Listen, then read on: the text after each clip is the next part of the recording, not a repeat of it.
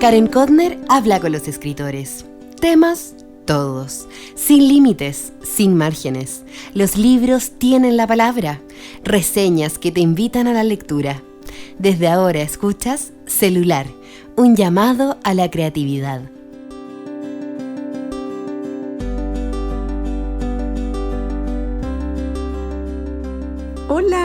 Hola, ¿cómo estás? Grabo este episodio número 35 y el primero del 2021, un atardecer bastante caluroso de este miércoles 6 de enero. Hoy tengo un capítulo muy especial, con la entrevista a un tremendo escritor peruano que vive en España, Fernando Iwasaki. ¿Sabes lo que es entrevistar a alguien y darte cuenta que al frente tuyo tienes a una persona muy, muy inteligente y dulce? Ese es Fernando. La conversación, la verdad, la sostuvimos hace mucho, en noviembre, pero decidí publicar, o como se diga en el lenguaje del podcast, hoy para inaugurar con buenas vibras el 2021. Fernando Iwasaki se fue joven a España y en una vida española muy alternativa, porque no vive en Madrid ni en Barcelona, sino que en su casa del campo, a las afueras de Sevilla. Vive lejos de la ciudad, rodeado de naturaleza, con acceso limitado al agua potable, sí, y sin servicio de recogida de basura. Puede tener perros, hacer música e invitar amigos sin molestar a nadie. Si pudieras ver su estudio, te quedarías absorto, porque no solo está tapizado de libros, sino de recuerdos muy, muy lindos. Como por ejemplo, mira, cuadros de su amigo e ilustrador Fernando Vicente, del diario El País. Otros de la peruana Denise Mulanovich, máquinas de escribir antiguas que nunca botó o que eran de su papá. Todo esto es su museo invisible, los objetos importantes de su vida. Qué hermoso, ¿no? Él ha publicado más de 12 libros de cuentos, 2 novelas, 9 ensayos, 7 crónicas, 3 antologías, 6 libros de historia y más. Un hombre extremadamente creativo y prolífico. Ojalá te des el tiempo de visitar su sitio en internet www.fernandoiwasaki.com, porque su propuesta es genial y trabaja mucho en coordinación con su familia, sus hijos y su esposa. Entérate de la fascinación de Fernando por los árboles y cómo los integra a sus creaciones. Al final de la tertulia, en serio, es más que una entrevista, Fernando me contó que él regala mini libros. Es decir, va escribiendo textos especiales para sus familiares y amigos, porque cree que para eso uno escribe. Me recomendó a otro autor que hace lo mismo y del cual yo también me maravillé, el mexicano Alberto Ruiz. Acuérdate, siempre puedes leer la transcripción de este y todos los episodios en mi página web www.karenkotner.com y ahí también vas a encontrar los links. Me sorprendió la respuesta que tuvo el último episodio del 2020, en el que hago una reflexión sobre lo que significó heredar los libros de mi mamá. Agradezco mucho a Michelle. Escribió directo a mi página web y me cuenta sobre el impacto que tuvo en ella La soledad de los números primos, de Paolo Giordano. Lo arrendó en una biblioteca y hoy lo quiere comprar, porque siento que quedó una parte de mí. Entonces, lo quiero en mi living. Vicente Orellana me escribió por Instagram. Una belleza de episodio, escuchando. Gracias por compartir tus reflexiones, tu vida como lectora y escritora. Es una inspiración. Nicole, otra auditora, cuenta que lo escuchó mientras tomaba desayuno. Qué hermosa tradición ha forjado tu familia.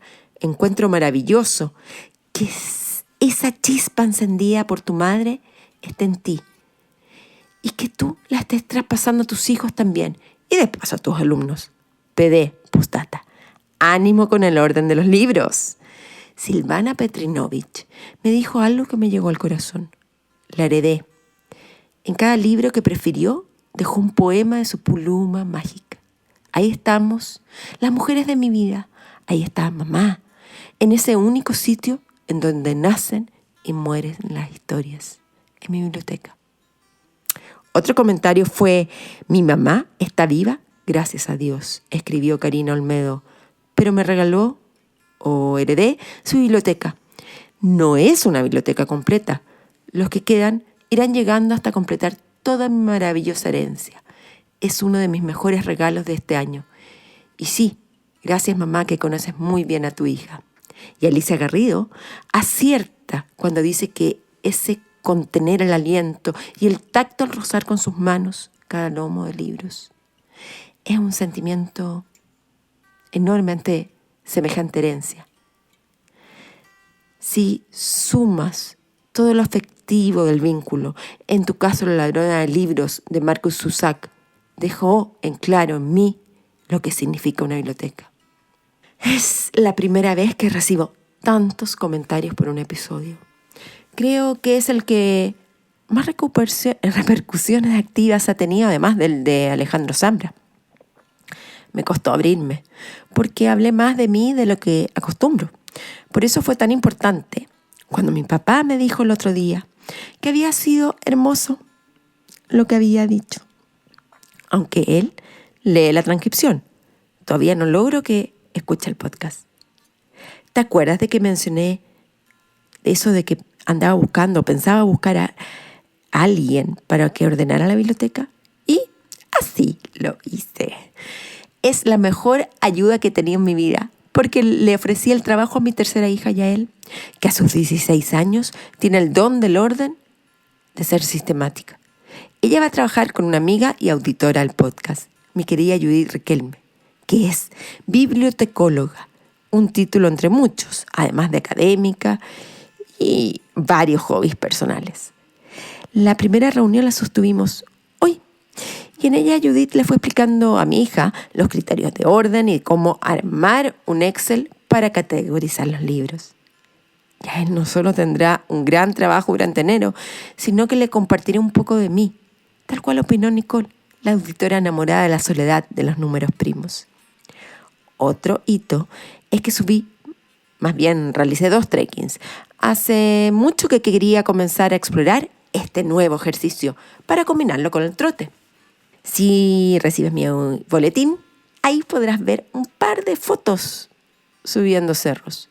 Y si todavía no te suscribes, no esperes más, porque ahí voy recomendando libros, series de televisión, actividades y muchas otras cosas.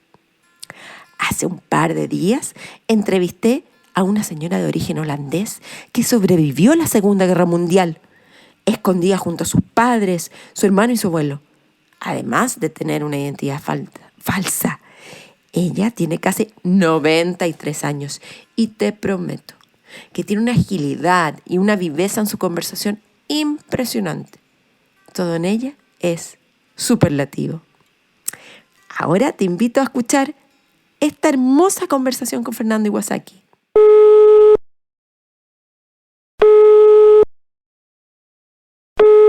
Fernando, ahora sí que podemos comenzar por tercera vez el intento, pero ya, nos metemos en este mundo de la conversación, lo vamos a pasar bien, muy bien, esa es la idea.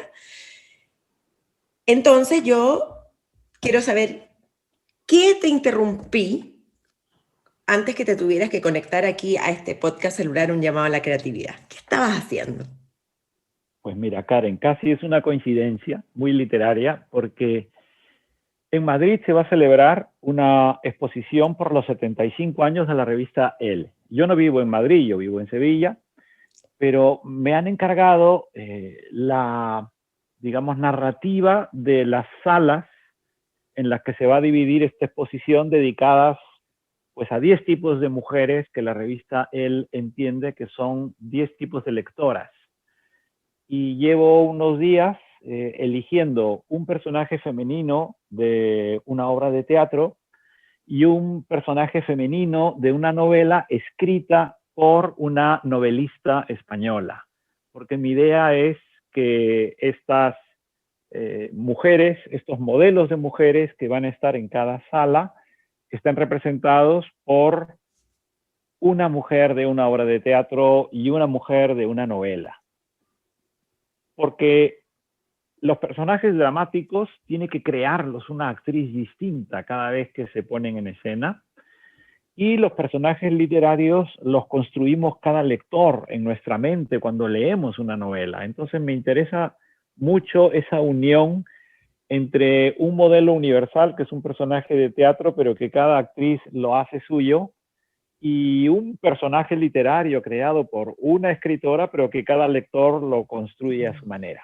Entonces, yo estaba precisamente poniendo el punto final a ese texto, que en los minutos en que he tardado en poder encender este iPad y conversar contigo, se lo he mandado a una de mis hijas para que lo lea, porque me gusta que mis hijas, mi esposa, en fin, lean las cosas que escribo y me digan lo que les parece antes de dar el toque final.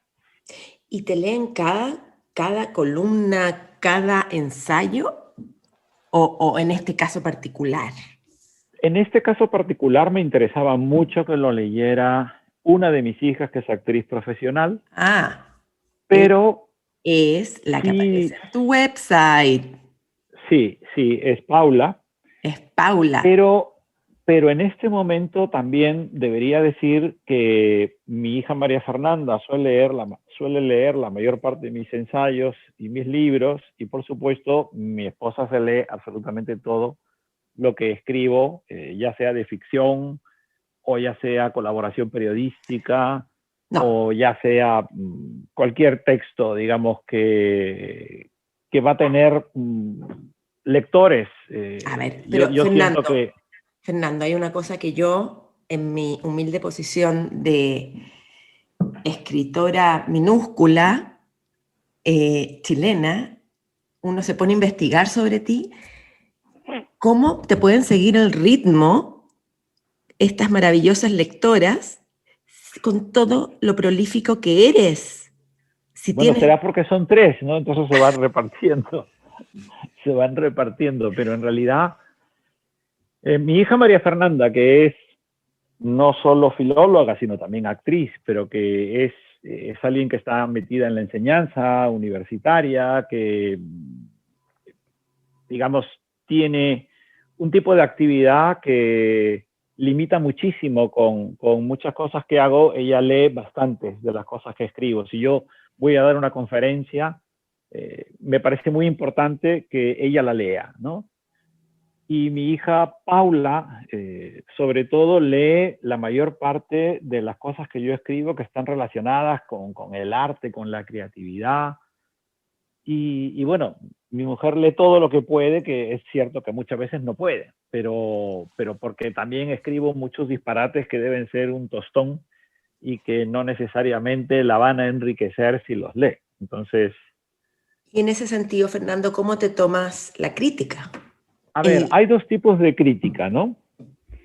Existe la crítica publicada y existe la crítica que te hacen las personas que te importan.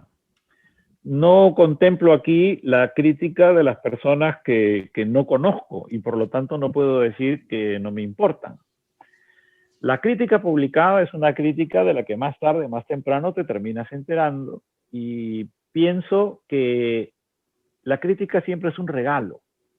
Que haya alguien que se ocupe de lo que tú escribes, que te dedique un tiempo y que al mismo tiempo dedica un plus, que es el tiempo creativo de escribir algo sobre ti, sea bueno o sea malo, para mí es un regalo. Es decir, es alguien que te ha dedicado un tiempo de su vida.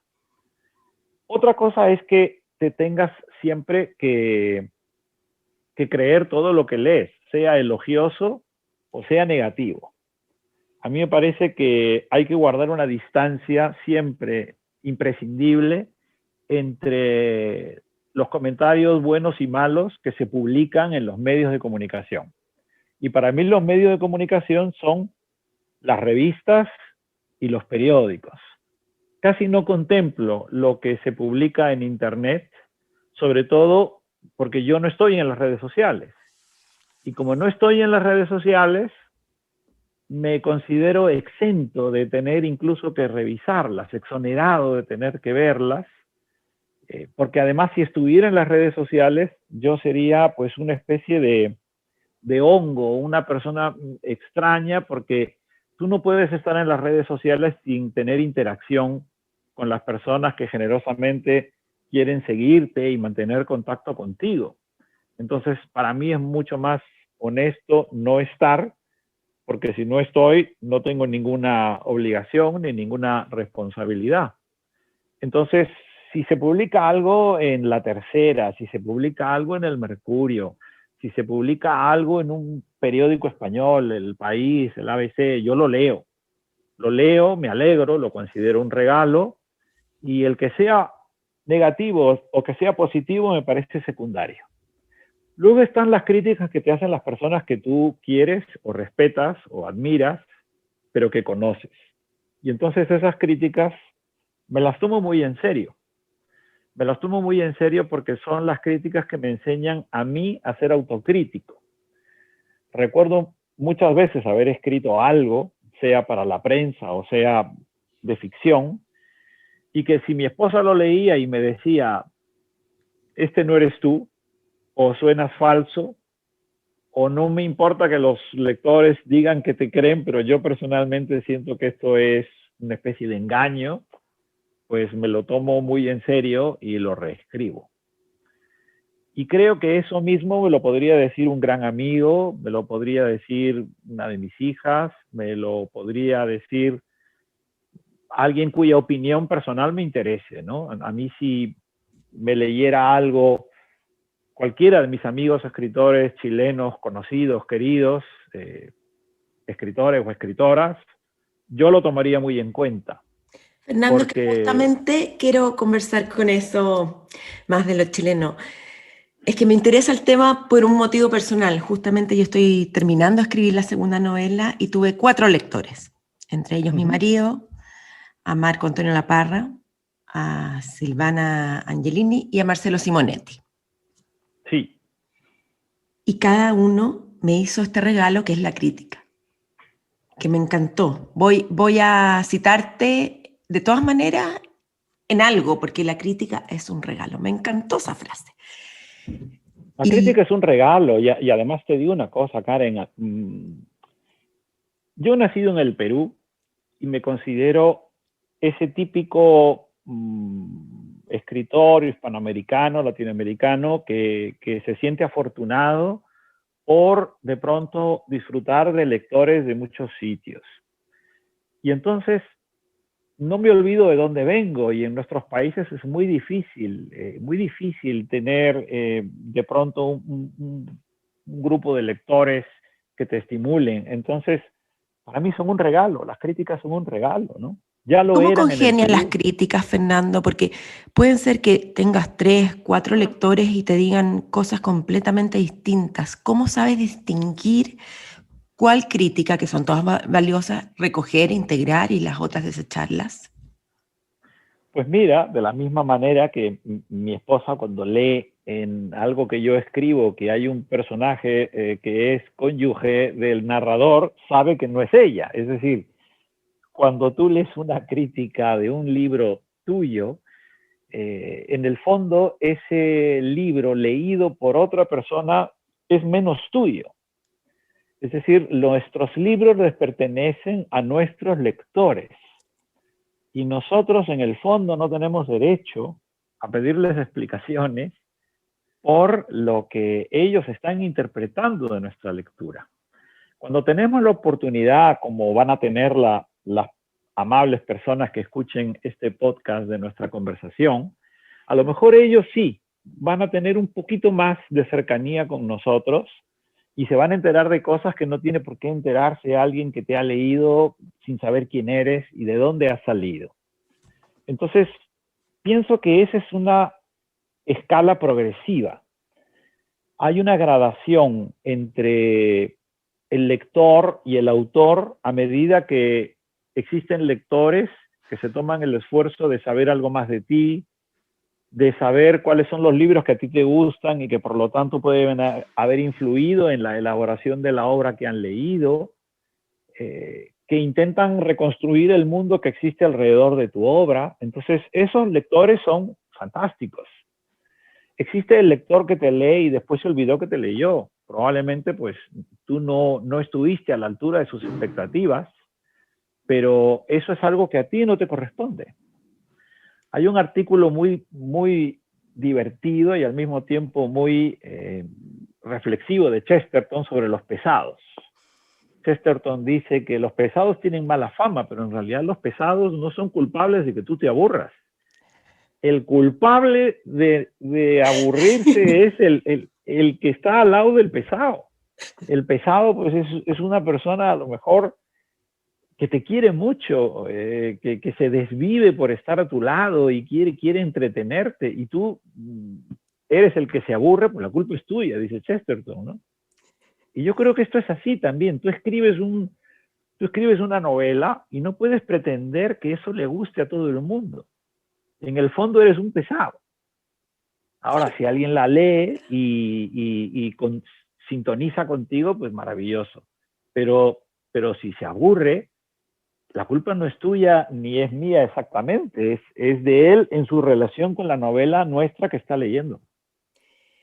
Qué interesante, Fernando. Yo, justamente en estos breves minutos que llevamos juntos, tú en España son las 5 de la tarde, ¿no? No, aquí son un cuarto para las 4 de la tarde. Ah, un cuarto para las 4. Vestido de invierno, me imagino que ya la temperatura bajó. Sí, aunque Sevilla no es tan fría y está lloviendo. Y los auditores, si estuvieran viendo lo que yo veo del estudio Fernando, que me da unas ganas de meterme a través de la pantalla y llegar ahí a me imagino que es su cuarto de trabajo, con un librero hermoso, unas máquinas de escribir en una estantería guardadas, resguardadas en vidrio, y allá atrás unos cuadritos que no sé qué son. Sí, a ver, yo te cuento, Karen, porque yo estoy en este momento en mi biblioteca. Nosotros vivimos en el campo. En el año 97 nos mudamos al campo, reconstruimos una casa de campo de las afueras de Sevilla, en un pueblo de la provincia de Sevilla. No tengo vecinos, no tengo agua potable y, digamos, no dispongo ni siquiera de servicio municipal de recogida de basura ni cosas por el estilo. Eso en el confinamiento ha sido extraordinario, porque durante esta época en la que nadie puede salir, nosotros hemos disfrutado, pues, de nuestra casa en el campo, con todas las ventajas que ofrece el campo. Vivir en el campo es más barato que vivir en la ciudad, porque puedes hacer música, puedes invitar amigos, puedes hacer muchas cosas, tener perros, y no molestas a nadie. Y al mismo tiempo, pues, mis hijos han crecido aquí con una sensación de libertad inmensa, y para mí el campo es extraordinario. Entonces, donde estoy en este momento era un antiguo establo, que por supuesto en el año 97 no estaba listo. Este lugar recién está listo desde el año 2013. Porque en el año 2013 se casó mi hija mayor y decidimos, pues, hacer una pequeña celebración muy pequeña, con menos de 30 invitados, porque el novio es un chico alemán y su familia venía de Berlín. O sea, recién en el 2013 este espacio existe como tal. Pero es que en realidad comprarse una casa como la que nos compramos en ruinas y en el campo es infinitamente más barato que comprarte un departamento en el centro de Sevilla. Es que es el día y la noche, es el 50% más económico. Y nosotros disfrutamos de esta vida en el campo. Luego, Los cuadritos que hay aquí a mi alrededor son cuadros de amigos. Fernando Vicente, el ilustrador del diario El País, es un gran amigo, es un artista que yo admiro. Yo le he pedido que me haga las carátulas, las portadas de muchos libros míos. De hecho, te las voy a enseñar porque están allí al fondo, Wow. como puedes ver. Estos cuadros que están aquí son de una pintora peruana muy querida, amiga mía también, que se llama Denise Mulanovich. Y para mí, y estas máquinas y computadoras portátiles, las laptops que ves en esa especie de vitrina, era la máquina de escribir de mi papá, máquinas de escribir que yo he usado en otras épocas y mis primeros laptops que nunca los boté, nunca los tiré, porque aparte de contaminar, pues yo soy un poco cachivachero y romántico. Y aquí viene la siguiente explicación. Yo creo que todos tenemos en nuestras casas un museo invisible. Creo que todos atesoramos objetos que fueron de nuestros padres, que fueron importantes en nuestras vidas. Yo soy además de los que pone muñequitos delante de los libros en las estanterías, porque a lo mejor hace años fueron juguetes míos o de mi mamá, y yo no me quiero deshacer de ellos. Ya me corresponde a mí pasarles la franela y quitar las telarañas, pero ese es mi museo invisible. Y tú tienes un museo invisible y cada uno de los auditores que nos escucha tiene en su casa un museo invisible. A mí me gustaría pensar que el que haga una web con los museos invisibles que existen en las casas de muchas personas, estaría creando un lugar virtual muy interesante. Y siento que esto es algo que me gusta compartir, ¿no? Yo no tengo a lo mejor obras valiosas de pintores renombrados, pero tengo cosas que han hecho personas que yo quiero y admiro. Y Dentro ese de es mi museo. esto, y tu museo invisible, ¿cómo ordenas los libros? Porque hace un tiempo yo hice un programa de podcast sobre cómo ordenar los libros, que no hay regla, hay sugerencias. Claro. Y me encantaría saber cómo los estás organizando. No sé si tienes un balance de cuántos ejemplares No, tienes en esta no, biblioteca. no sé el número de libros que tengo. Siempre digo que me gustaría que no superen los 12.000, porque cuando leí 20.000 leguas de viaje submarino de Julio Verne, y yo podría tener 10 años, una cosa así, o 11. En el Nautilus, el capitán Nemo llevó 12.000 libros, que eran los libros que él consideraba que debían pues sobrevivir a ese desastre inminente que él pensaba que iba a ocurrir en la Tierra.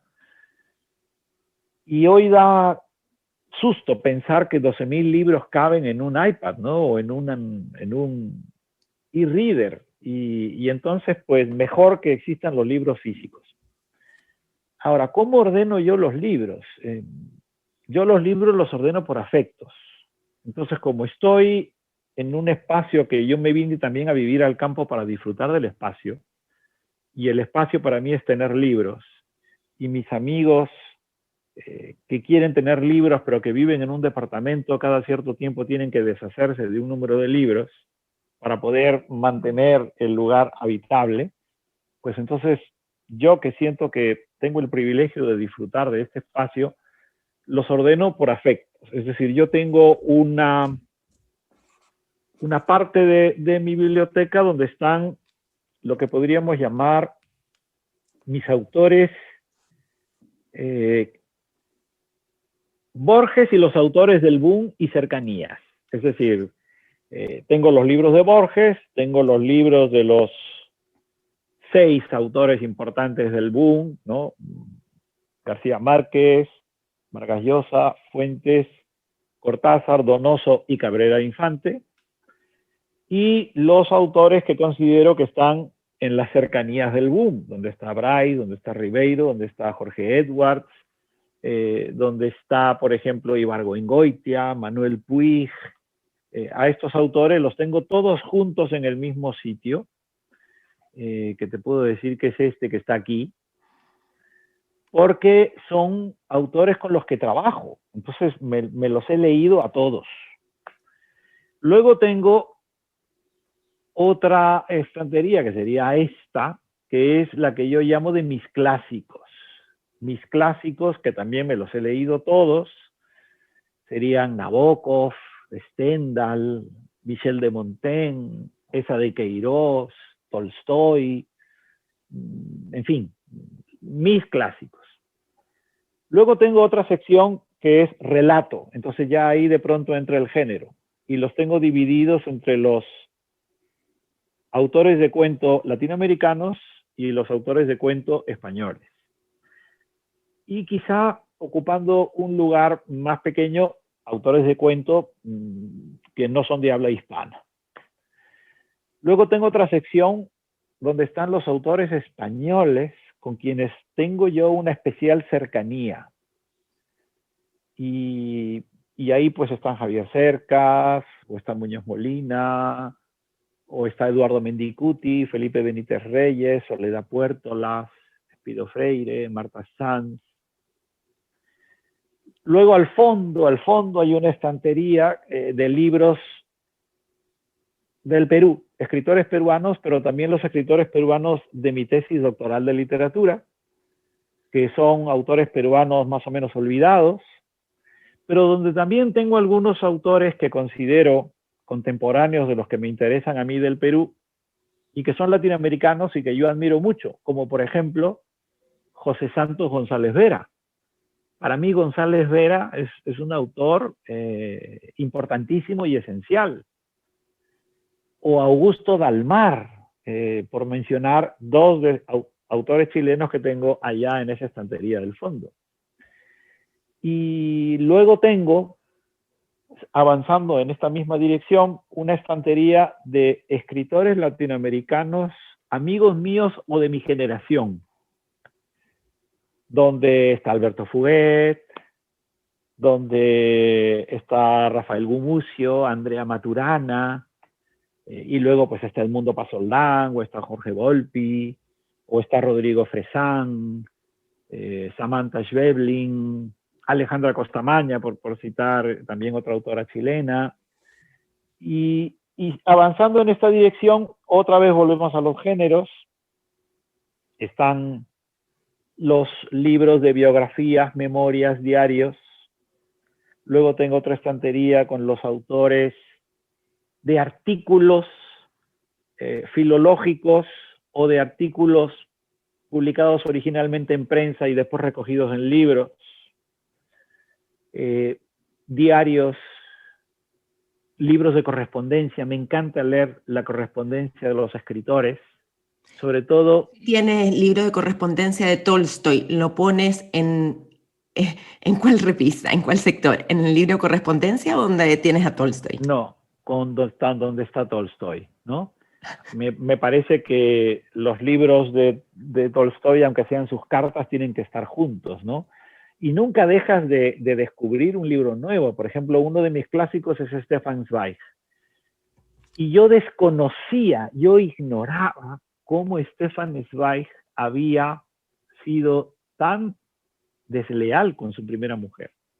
Yo no lo sabía.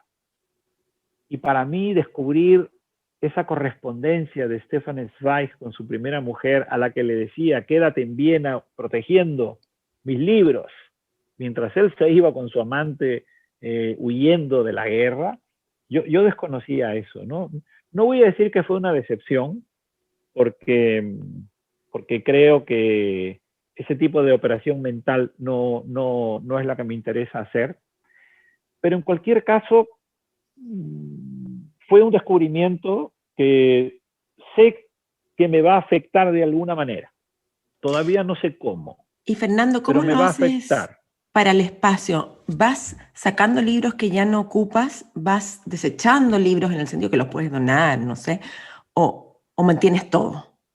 Bueno, hay libros que simplemente cuando llegan a mis manos, sobre todo si son libros que yo no he pedido, si son libros que yo no he solicitado y al mismo tiempo no me interesan, pues yo los regalo o los dono a una biblioteca, hoy está pasando una cosa terrible y es que ya ni siquiera las bibliotecas te aceptan libros donados, porque tienen el mismo problema de espacio del que estamos hablando.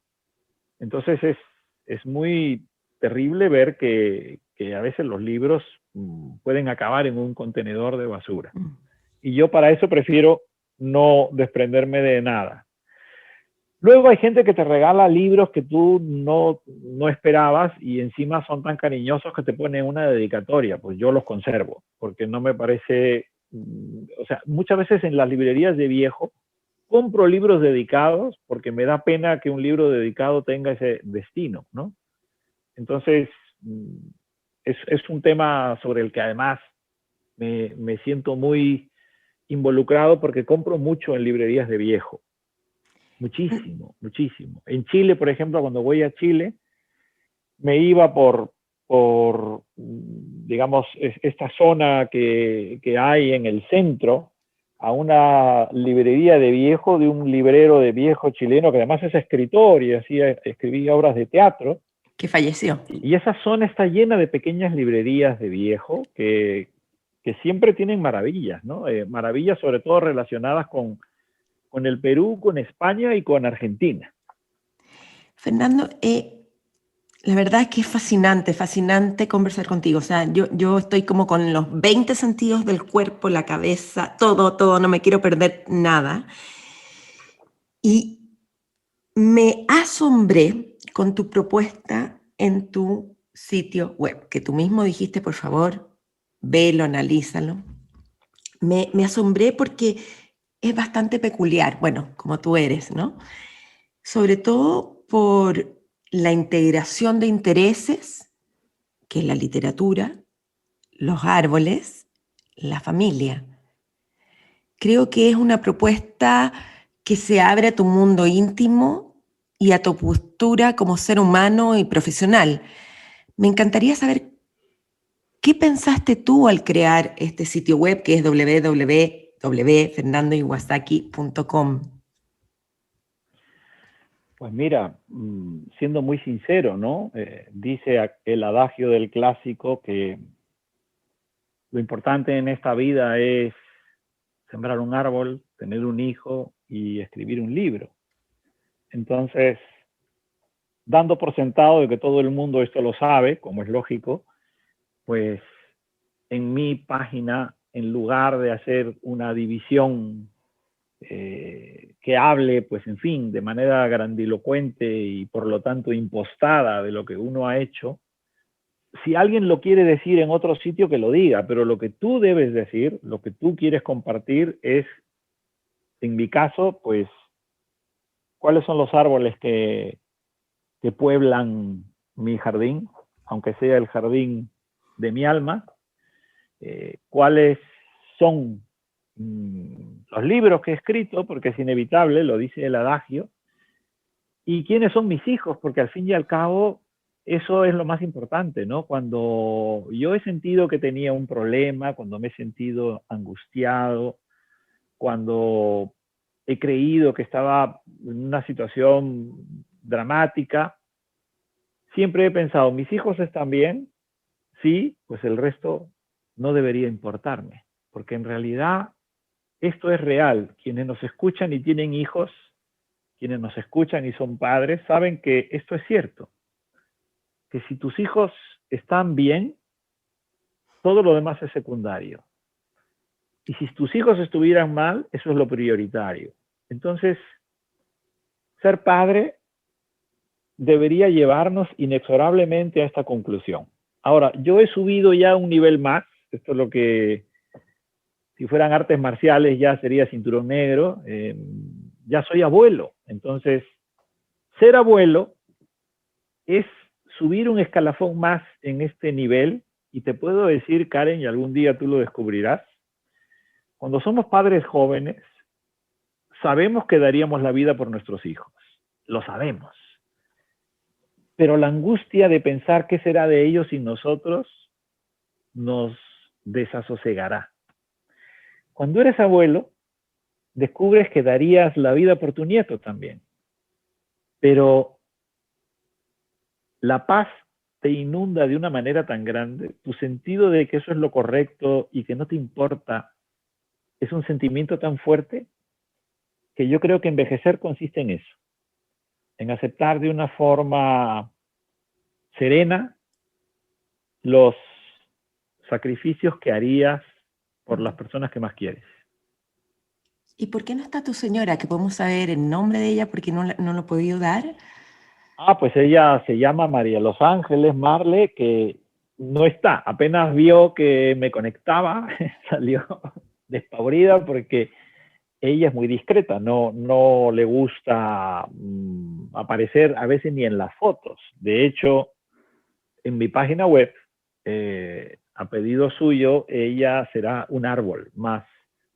Y por supuesto, en la parte de los árboles hay una foto donde aparece el laurel de Indias, que todavía no he escrito ni he colocado las fotos que quiero colocar, entre otras cosas porque también quiero que ella las elija, que quiere cuidar especialmente eso y me parece bien.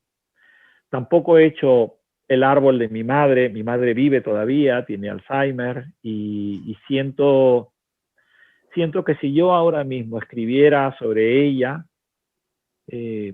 no sería algo representativo. Mi madre tiene un Alzheimer ya muy avanzado y por lo tanto yo estaría escribiendo sobre ella sabiendo que en mi cabeza tengo un recuerdo que al mismo tiempo convive con la imagen que yo tengo de ella como está en este momento, ¿no? Fernando, bueno, el Alzheimer nos toca a muchos. Nos toca y no podemos, fíjate, me gustaría decir, porque si te roza de una manera especial, comparto contigo algo que yo puse en práctica. Como yo no vivo en el Perú, sino que voy de visita, y cuando voy de visita intento hablarle a mi madre a ver cómo reacciona. Mis hermanos me dicen, Fernando, es inútil, ella ya no te va a contestar. Bueno, pues cuando yo era un niño, mi mamá me decía, si tú te aprendes un poema largo de memoria, yo por cada verso te doy un sol. Entonces yo intentaba aprenderme los poemas más largos para tener más plata, ¿no? Entonces había un poema de Rubén Darío, que es el poema Era un aire suave, un poema larguísimo que todavía me lo sé de memoria. Y por supuesto, mi mamá, para que yo me lo aprendiera, lo aprendía conmigo. Entonces me senté al lado de mi mamá acaba de cumplir 85, y empecé a recitar con ella, ¿no? Mamá, era un aire suave de pausados, y ella de pronto me dijo giros. El ave armonía ritmaba sus, y ella me dijo vuelos. Y así nos recitamos todo el poema. O sea, mi mamá existía todavía en la poesía de Rubén Darío. Quien era mi mamá estaba allí. Solo había que ir a buscarla. Cuando mis hermanos decidieron que se vendiera la casa de mis papás, nadie quería los manuscritos de mi mamá, sus cuadernos, sus apuntes, sus papeles. Yo me los traje todos. Y por supuesto me dedicaba a hacer una exploración y clasificación porque mi mamá en ese sentido era un poco desordenada. Ahora, lo que fue terrible fue encontrarme con un cuaderno donde ella, sabiendo que estaba perdiendo la memoria, hacía ejercicios. Entonces ponía libros que tengo en la casa, y entonces ponía en una columna el nombre del autor y en la otra columna el título del libro. Yo me imagino que los rellenaba de arriba para abajo. Y ese ejercicio lo repitió muchas veces hasta que de pronto me di cuenta que quedaban casilleros en blanco y se olvidaba del autor o se olvidaba del título del libro. Entonces pasó a escribir otras páginas que decía, mis nietos son y su cumpleaños. Entonces ponía los nombres de los nietos y luego la fecha del cumpleaños. Así varias hojas hasta que empezó a olvidarse de los nombres de los nietos y de los cumpleaños. Somos 7 hermanos. Y de pronto mi mamá empezó a escribir, mis hijos son, a poner los 7 nombres, hasta que de pronto empezaron a desaparecer nombres. Yo tengo la página en la que mi nombre desapareció, porque vivo en España y es lógico que ella no me viera. Pero hasta el final, mi mamá recordaba pues a las hermanas que estaban más cerca de ellas o a los hermanos que iban a verla todos los días. Y yo siento que las personas que sufren el Alzheimer luchan a veces de forma invisible contra la pérdida de la memoria. Para mí tener ese cuaderno es el testimonio de la lucha de mi madre contra el olvido, ¿no? Y por eso tengo que conservarlo. ¿Y en términos literarios has pensado cómo conversar con el Alzheimer? Sí, yo creo que el Alzheimer es como una especie de neblina que nos rodea y que va levantándose y que en algún momento nos envuelve, pero la solidez de nuestros cuerpos sigue estando dentro de la neblina. Hay un poema de la premio Nobel polaca, Szymborska, que se titula Vietnam. Es un poema sobrecogedor porque a la poeta se le ocurre que un soldado interroga a una mujer y le dice, ¿qué ha pasado? No sé. ¿Dónde están los habitantes? No sé. ¿Qué hace usted aquí? No sé. A todo responde, no sé. Y de pronto le dice, ¿y esos niños? Y ella dice, son mis hijos. Esa solidez de los hijos no la olvida nadie. A mi mamá, cuando nosotros le preguntábamos, ¿cuántos hijos tienes? Nosotros pensábamos que iba a responder 7. Pero nos sorprendió que respondiera contando hasta los que no llegaron a nacer. Mi madre perdió una bebé y perdió mellizos. Y de pronto mi madre dijo 10. Y nos dimos cuenta que a pesar del Alzheimer, ella recordaba a los 3 que no nacieron. Eso es algo sólido en medio de la niebla del Alzheimer. Y tú mismo ya eres un hombre adulto, ya eres abuelo, ¿cómo te vinculas con el temor, con esta neblina del Alzheimer? Pues me vinculo de una manera terrible. Es decir, a mí me da mucho miedo también perder la memoria, porque siento que lo que yo soy es sobre todo el conjunto de cosas que he aprendido, que he escrito, que disfruto. Entonces, yo he visto a mi tío, el hermano de mi mamá, también en la misma situación, ya falleció. Y yo no sé si esto se manifestará en alguno de mis hermanos o en mí mismo o en mis hijos, no lo sé. Pero la verdad es que a mí, lo que me ocurre a mí, me duele cuando pienso en que alguien tenga que hacerse cargo de mí. Pero en cambio a mis hijos, la forma como yo intento persuadirles de que no se deshagan por lo menos de toda la biblioteca, porque ellos pueden pensar y yo lo encuentro justo y razonable, que cómo van a hacer con todo esto, ¿no? Entonces, casi prefiero que siguiendo una ley natural, pues vaya a una librería de viejo y que a otro haga lo que yo he hecho con tantos libros.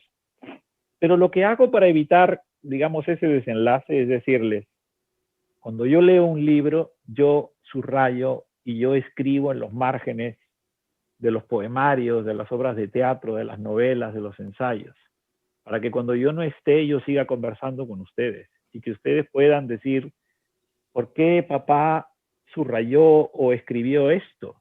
¿Qué nos quiso decir? Y entonces tendrás que seguir leyendo a lo mejor para averiguarlo. Y escribo mucho a mano, guardo todos los cuadernos en los que escribo a mano, porque siento que lo que escribo a mano es único. Y en cambio lo que se ha publicado en periódico, en revista o en libro, no me pertenece, como hemos estado hablando hasta hace un momento. Y esto que escribes a mano, Fernando, ¿cómo lo haces para recuperarlo? ¿Cómo te acuerdas lo que escribiste a mano para volver a ocuparlo como material o simplemente lo dejas ahí? No, lo que tengo escrito a mano lo tengo, valga la redundancia, a la mano, porque todos los cuadernos míos están más o menos ocupando una misma estantería.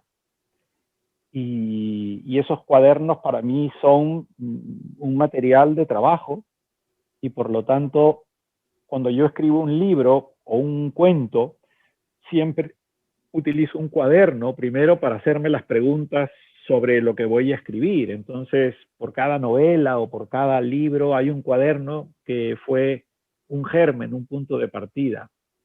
Está escrito a mano y probablemente no tenga más valor que el afectivo, ¿no? No me imagino a una universidad gringa comprando mis cuadernos, o sea que... Yo sí. Porque eres... Que compren tus cuadernos, yo espero los tuyos, no los míos. Y dime una cosa, ¿cómo lo haces también? Tienes una memoria privilegiada, pero me imagino que cuando lees estás subrayando, eres un lector activo. ¿Cómo lo haces para organizar todas esas citas a veces que quieres incorporar o esa metaliteratura?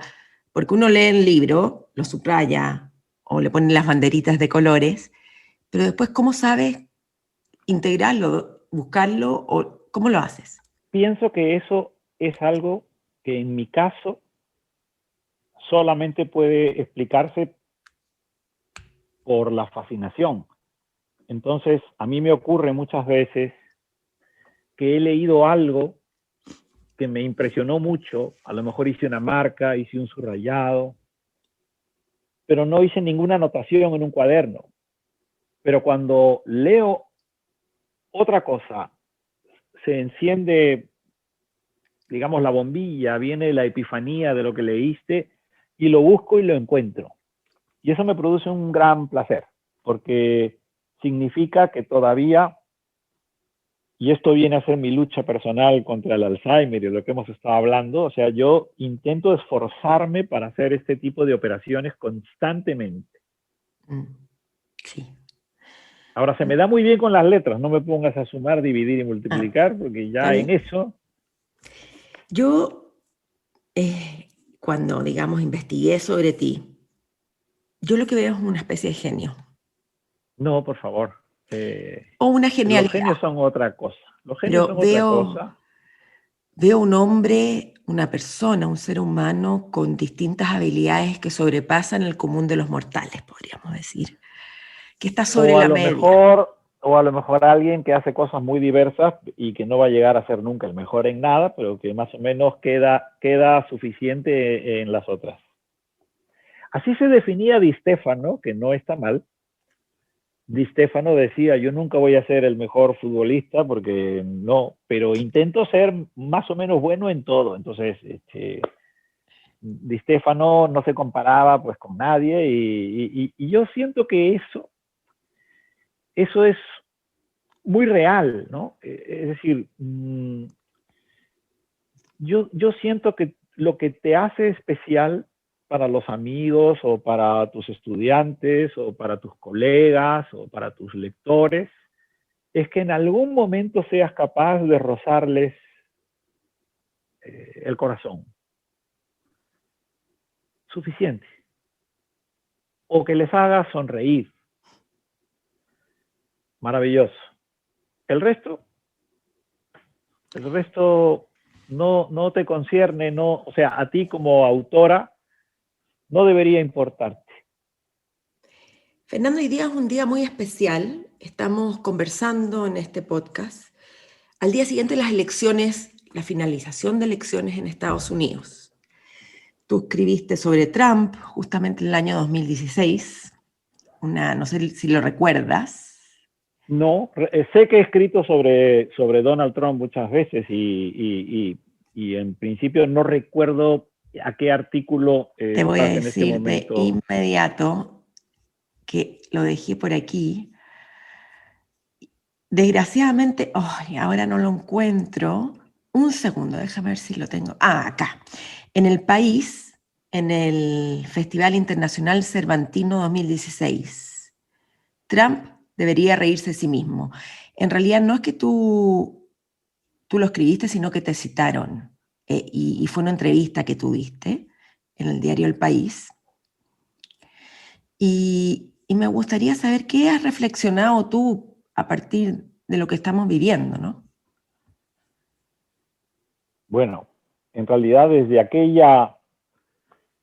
aquella respuesta que yo di en el año 2016 hasta hoy, creo que probablemente cuando hice esa reflexión, ni siquiera era presidente todavía de los Estados Unidos, probablemente era candidato, y además nunca me pude haber imaginado que iba a gobernar, es decir, para mí era casi una evidencia física que iba a gobernar Hillary Clinton, ¿no? Entonces, ni en la pesadilla más lisérgica yo podía haberme imaginado que algún día iba a gobernar los Estados Unidos de América un señor como Donald Trump. Entonces, además, me parece que en esa misma entrevista también me hicieron preguntas sobre Obama y en fin, ¿no? Ahora estoy trasladándome a ese festival cervantino de Guadalajara, pero de Guanajuato, perdón.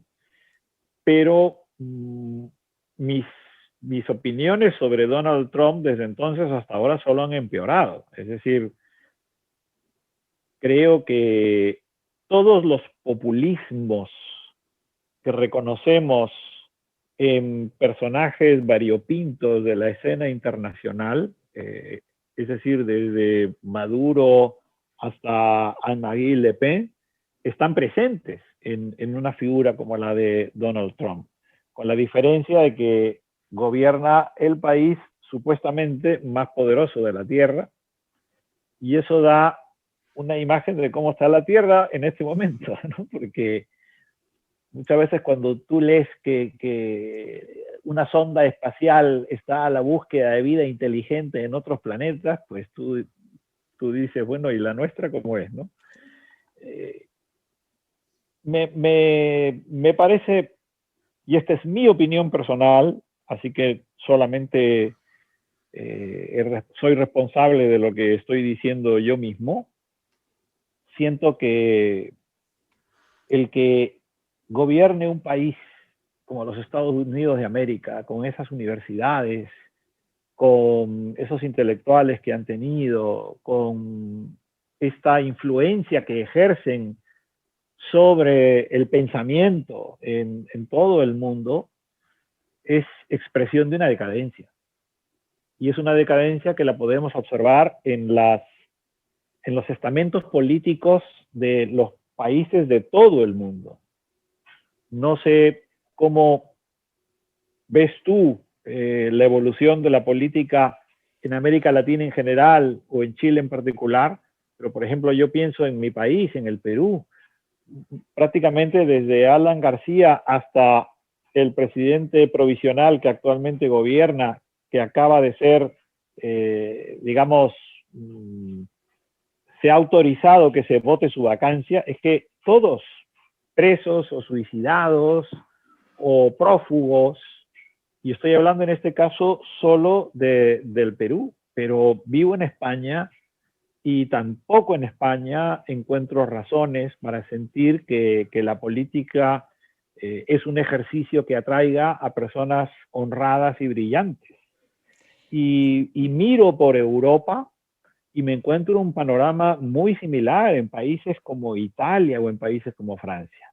Ahora, sí debo decir, y yo creo que aquí hay una posibilidad de esperanza, los países que en este momento están gobernados por mujeres, Karen, son los países que no solamente mejor han sorteado los estragos de la pandemia, sino que además son países que disfrutan de una singular estabilidad. Comenzando por la señora Merkel en Alemania, siguiendo por estas jóvenes mujeres que gobiernan las democracias escandinavas, en Noruega, en Finlandia, en Suecia, yendo hacia Nueva Zelanda.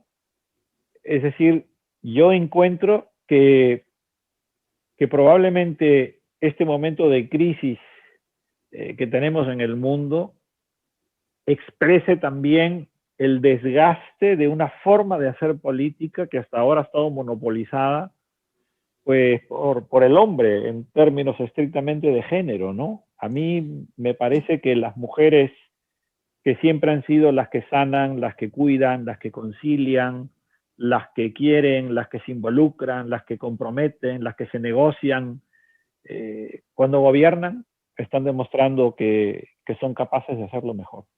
Pero las mujeres, estoy completamente de acuerdo, pero las mujeres somos tan seres humanos como los hombres, solo que llevamos menos tiempo en el poder de primera línea. Pero voy al poema de la Szymborska. ¿Y estos niños quiénes son? Son mis hijos. Eso, a veces, por desgracia, un hombre ni siquiera lo admite. Ojalá tus palabras sean ciertas hasta la eternidad y el poder no nos corrompa, al igual como ha corrompido, porque sería la solución a muchos problemas. Sin duda, pero fíjate, yo creo que tiene muy mala prensa en este momento la familia. A nivel mundial y probablemente en los círculos intelectuales en los que nosotros nos movemos, la familia tiene mala prensa. Algunas de mis mejores amigas y brillantes, inteligentes, extraordinarias, también tienen como característica el no querer ser madres. Y es algo que lo vemos constantemente, ¿no? Yo siento que la familia es una especie de, vamos a decirlo así, de reserva moral. Porque cuando tú tienes una familia, yo siento que esa familia supone una manera de estar en el mundo. Y ya seas un ciudadano de un país oriental, de un país africano, de América Latina o de Europa, cuando tienes una familia, tu manera de estar en el mundo es diferente. En quechua, que es un idioma que nos concierne en general a los latinoamericanos de los países andinos, la palabra que define al pobre es huacha. Y huacha se traduce del quechua como el que no tiene parientes, el que no tiene familia, es un pobre. Y te digo algo que de alguna manera también a ti te concierne. Por ejemplo, cuando a mí me preguntan por mi relación con el Perú y con España, siempre digo que existe un sustantivo para definir la tierra de los padres, que es la patria.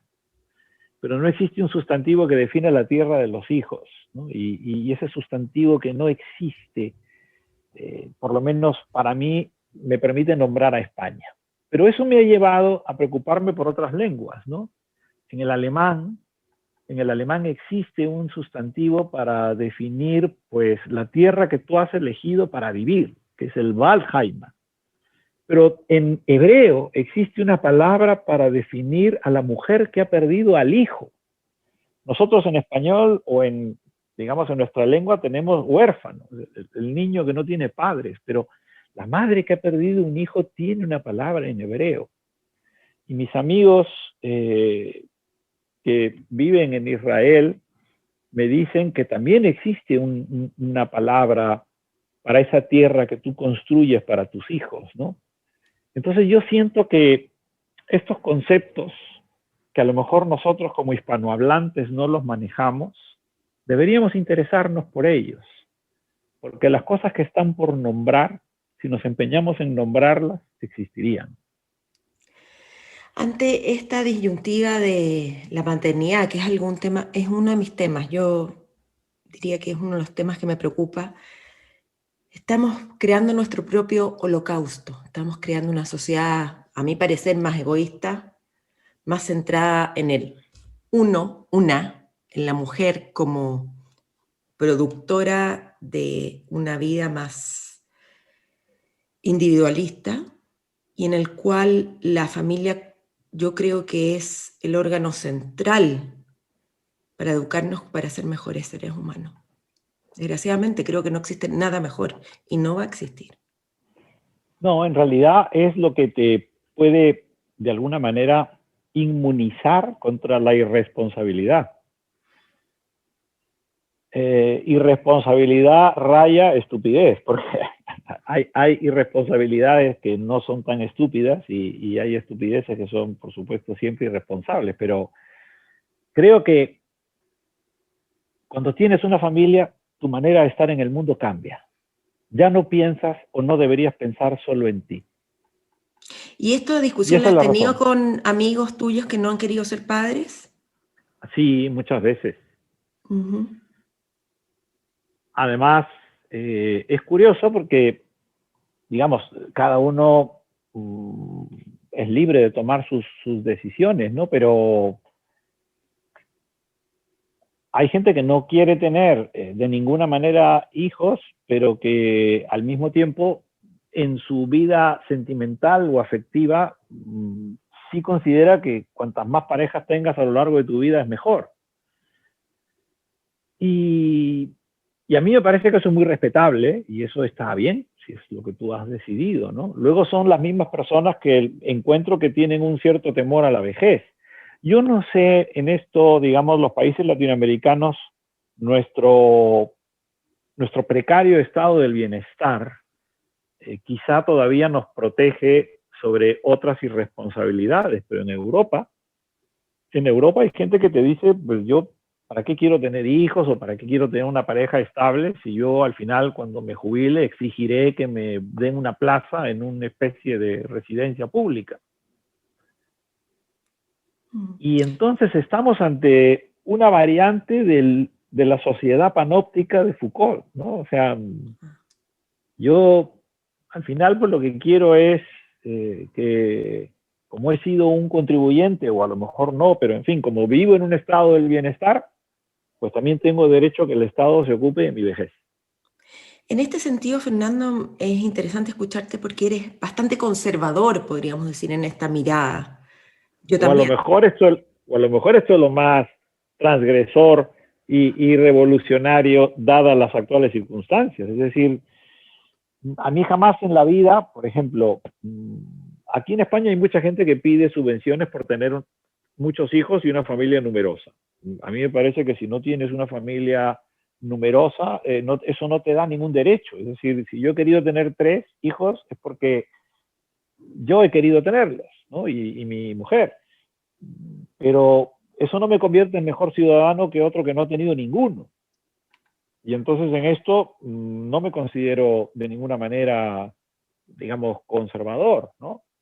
Pienso que yo tengo que apechugar con mis Correcto. propias decisiones Claro. y no necesito que el Estado intervenga en mi vida privada y familiar. Hay gente que sí, que le parece que el Estado siempre tiene que intervenir. Yo, por ejemplo, desde los años 90 he defendido el matrimonio, la unión civil entre parejas homosexuales y me he opuesto de una forma muy rotunda a los registros de parejas de hecho, porque para mí el registro de parejas de hecho es un subterfugio de las parejas heterosexuales que no quieren cumplir con firmar papeles, pero que exigen todos los derechos que dan los papeles cuando se han firmado. En cambio, las parejas homosexuales son las que no tenían acceso a los beneficios de la legalidad, por ejemplo, para heredar una pensión.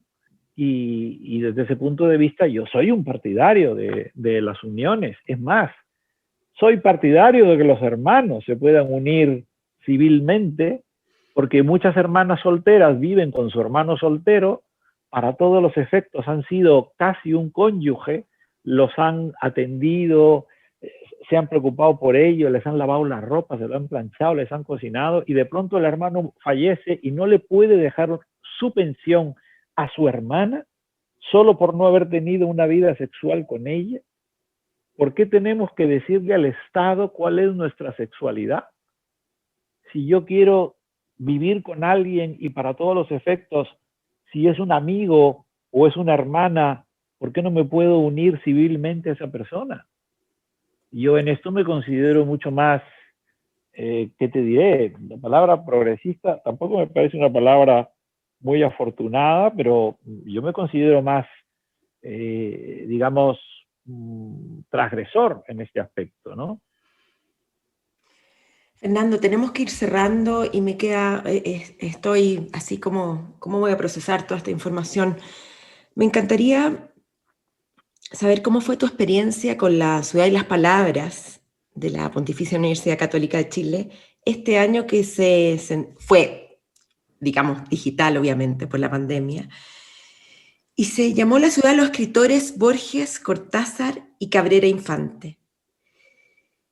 ¿Cómo fue la experiencia digital? ¿Por qué elegiste este cruce de escritores? Cuéntanos un poco por dónde fue esta propuesta. Bueno, lo primero que debo decir, Karen, es que la iniciativa de la ciudad y las palabras me parece una iniciativa maravillosa, me parece un esfuerzo ímprobo, extraordinario. Por ahí han pasado unos escritores tan importantes que tú te sientes un privilegiado de haber formado parte de esa enumeración. Y en mi caso, pues era la tercera vez que participaba en una actividad de la ciudad y las palabras, solo que las dos anteriores estuve en Chile y me muero de ganas de volver porque tengo grandes amigos en Chile y disfruto muchísimo de la hospitalidad chilena. Entonces, ya que exista algo como la ciudad y las palabras, es prodigioso, aunque no vuelvan a invitarme nunca más, ¿no? Entonces, hay que apoyar esa iniciativa.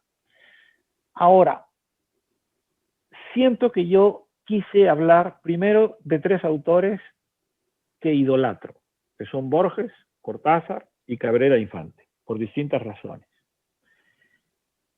En una conferencia virtual es muy difícil transmitirle a las personas que te escuchen una sensación real.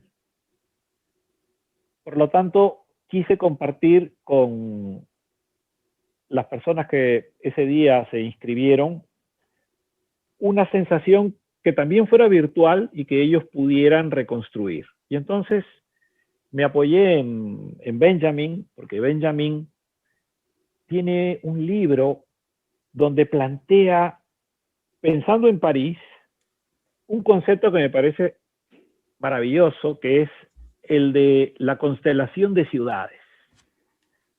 Que tú en realidad cuando caminas por una ciudad estás constantemente pensando que esa ciudad te remite a otras experiencias, a otros episodios de tu vida, a otras memorias. Y que entonces si a ti te gusta París, que era lo que él escribía, él no podía dejar de pensar en su infancia en Berlín, ni podía dejar de pensar en los años en los que fue feliz en Nápoles. Entonces para él, su constelación ideal de ciudad implicaba Berlín, implicaba París, implicaba Nápoles y por supuesto algunas ciudades más. Entonces pensé, todos tenemos constelaciones de ciudades en nuestra cabeza. ¿Cuál era la de Borges? Bueno, pues está Buenos Aires, está Ginebra, donde está enterrado en el cementerio Plainpalais, pero también Londres.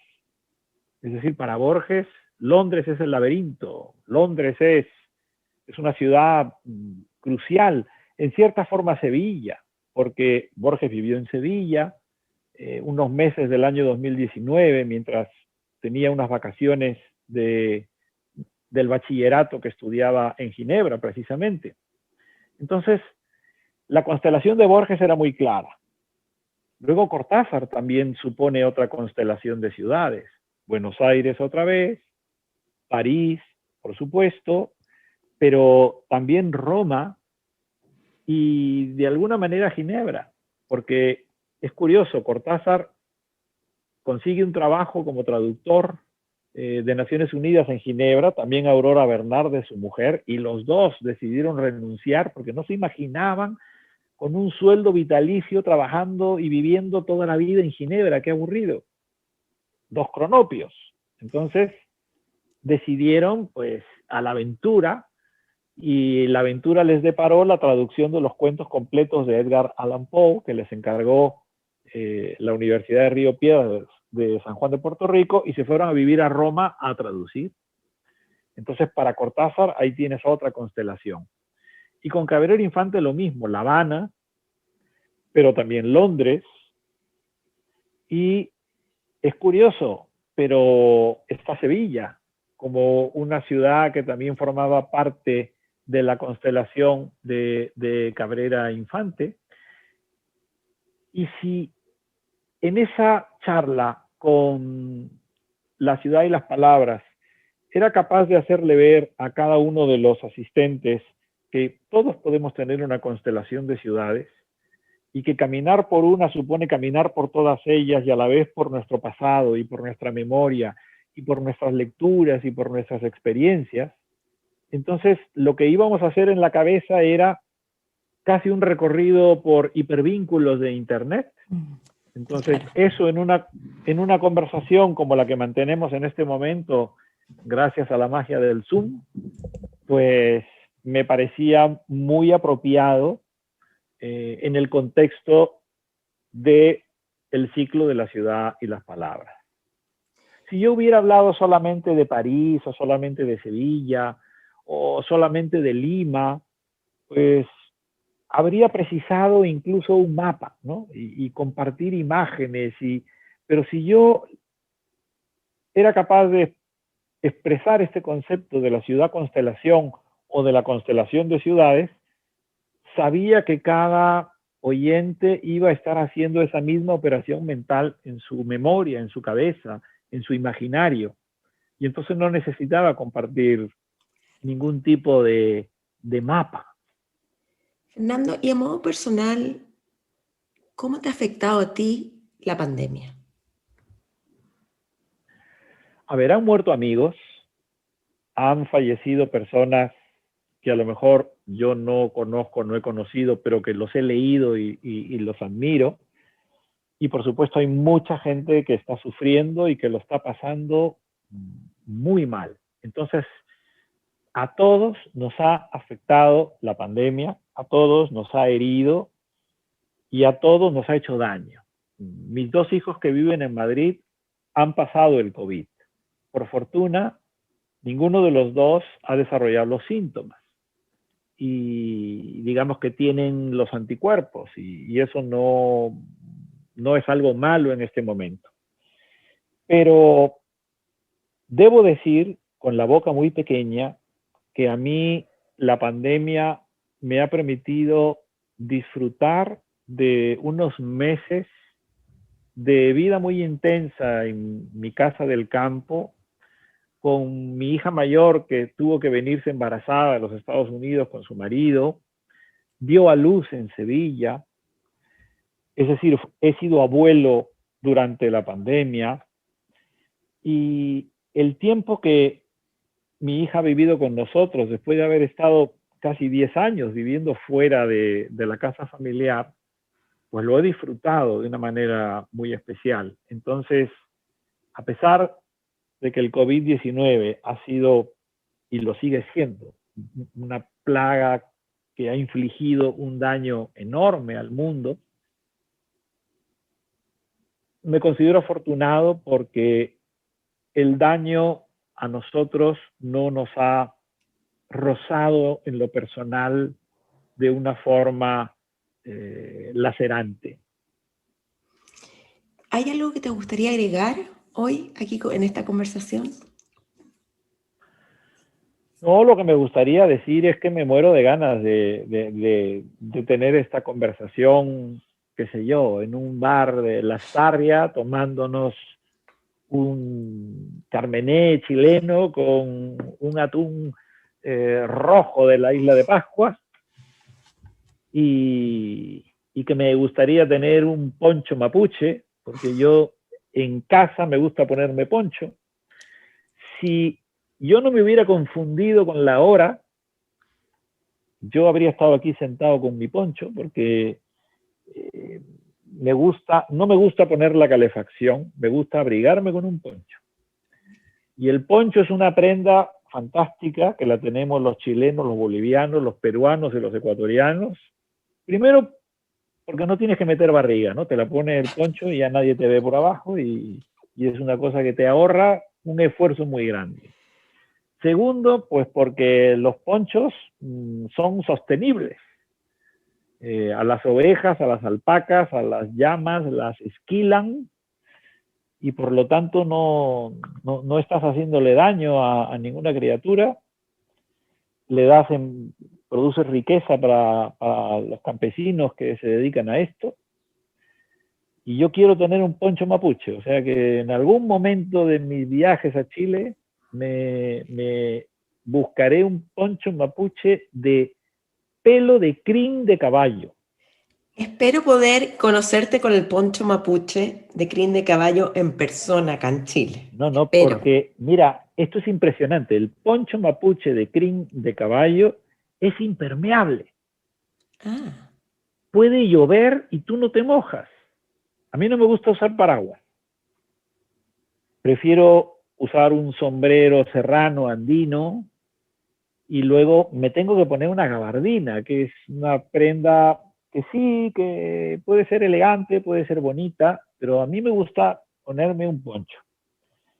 Y el único poncho del mundo que puede ser impermeable es el poncho mapuche chileno de pelo de crin de caballo. No tenía idea. Mira. Pues por favor, es una riqueza que tienen ustedes, aparte de la miel de ulmo, que es otra cosa maravillosa, y por supuesto el congrio y los locos. Ya, no seguimos porque... Fernando, muchas gracias. O sea, para mí sí esto es un regalo, de verdad un regalo, haber tenido la oportunidad de entrevistarte, pero además de conocerte. ¿Qué te pareció? Genial, ¿no? A mí me encantó. ¿Has leído, Fernando? Cuéntame. No te olvides que puedes dejar tu respuesta en mi sitio web www.karenkodner.com o en mi Instagram y Facebook. Lee, escribe, crea. ¡Chao! Han oído Celular, un llamado que no termina. El pulso de la creación. Estén atentos a la llamada. Recuerden seguirnos y escucharnos en Spotify, iTunes, iVoox y por supuesto en karenkodner.com. El diseño de sonido y la postproducción estuvo a cargo de Podcast.cl. ¡Hasta pronto!